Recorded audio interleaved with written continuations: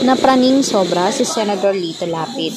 Talaga namang hinayaan na lamang niya ang mga panghuhusga sa kanya ng mga madlang people dahil alam naman umano niya sa sarili niya na talaga kung ano ang buong katotohanan na nangyari sa Pampanga, sa Kawit, Cavite at mismo sa Bamban, Tarlac. Maraming naridoon na mismong Pogo Corporation na sobrang laki ng mga lupain at talagang may mga building pa ha.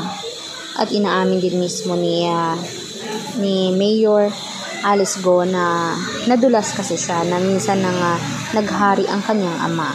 At dito na rin nakunan na meron palang pass na litrato itong sina Senador Lito Lapid at Mayor Alice Go. Ano nga ba naman ang ginagawa ni Senador Lito Lapid sa litratong meron si Alice Go na mas kilalang si Go Walking na talaga namang nanluloko ng mga kapwa. Kaya pala sobrang yaman nila at mukhang pare-pareho silang merong maraming sasakyan, parehong maraming lupain at hindi talaga mapapakabog sa mga yaman. Kaya pala ganon. Dahil pala marami silang itinatagong yaman at mismong sariling interest lamang ang kanilang mismong minamind. At lalong-lalo na, haharapin nila ang karmang papunta na ngayon sa kanila. Hindi magtatagal o hindi kalaunan sila'y mabubulok sa kulungan. Kaya guys, for more public videos o mga updates na katulad nito tungkol sa mga politics, please mag-subscribe, i-like at i-share ang ating videos on public. Salamat po.